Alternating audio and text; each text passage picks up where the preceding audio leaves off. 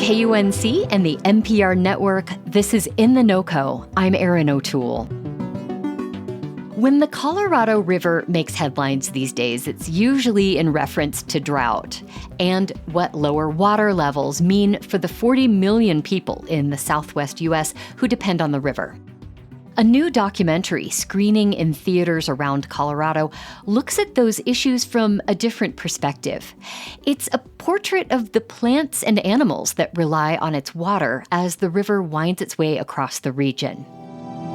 Along its nearly 1,500-mile journey, the Colorado connects the Rocky Mountains to the Gulf of California and nurtures landscapes that are bursting with wildlife. Ben Masters directed the documentary, which opens today. It's called The American Southwest. And Ben collaborated on the film with several tribal groups in the region.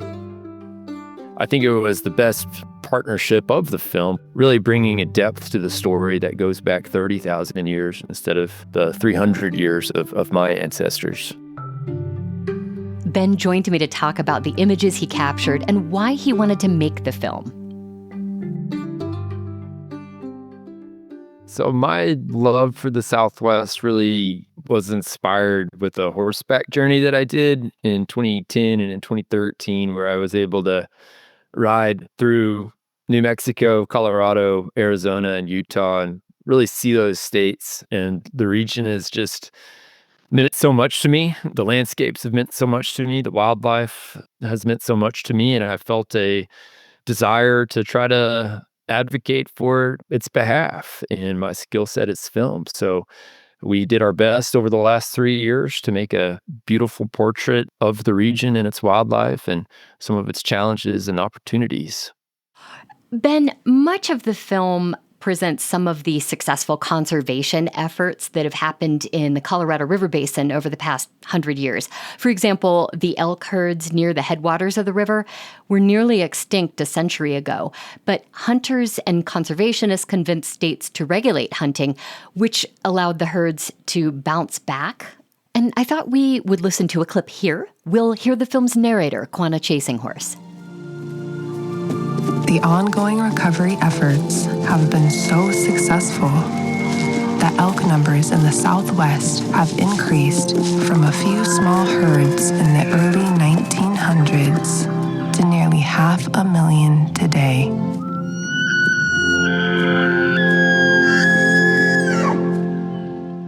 Ben, what made you want to focus on conservation success stories like that one?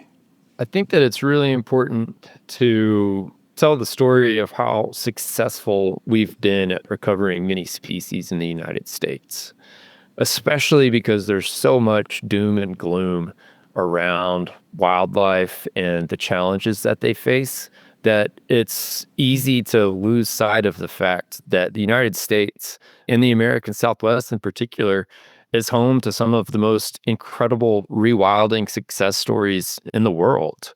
And for me, the elk is so symbolic of that. You know, they were reduced to only a few hundred individuals. The subspecies in New Mexico and Arizona, the Merriam's elk, did go extinct, but they've made this remarkable, very intentional recovery over the last century.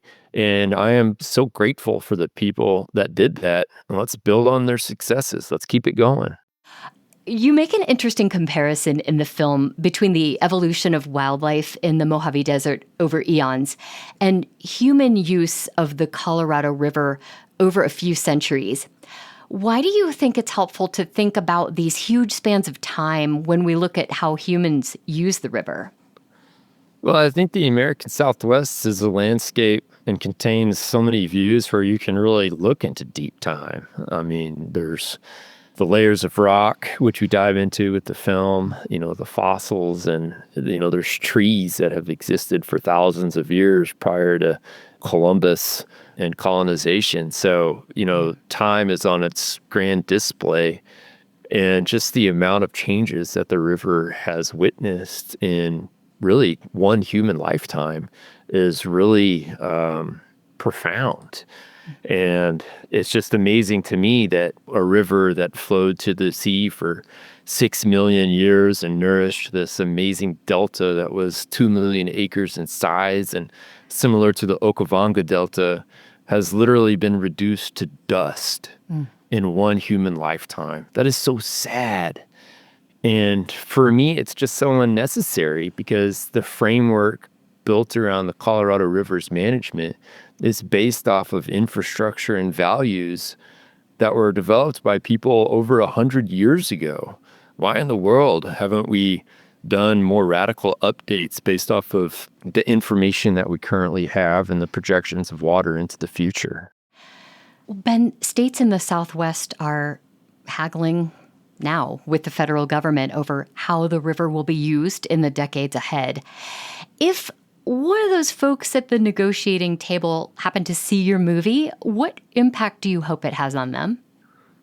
I hope that people, when they watch the film, see the Colorado River not as a pipe that can transport water from one irrigation ditch to the next, but see as a living ecosystem that is the best ecosystem that we have in the Southwest. It's our riparian corridors, the cottonwood galleries, the beaver meadows, the mesquite bosques down in the lower basin. I mean, these are the most special parts of our landscape. And whenever we take so much water that we take away, the ability for the river to be a river, I think that that is just a clear sign that we are living just way out of balance with the natural world. And we need to start prioritizing river health more in our management decisions. We need to start releasing water in a way that mimics natural river flows, to start looking at the tremendous value that healthy forests and healthy beaver watersheds have and riparian habitat, and slowly oozing the water out rather than dumping it all out right after the winter snowpack. And just think of ways that we can give water back, and we're going to be the beneficiaries. Living in a dry Southwest, that's a choice. And I just think we need to break free of this values and infrastructure that was devised 100 years ago and plan for the new realities looking forward, and plan for the Southwest that we want.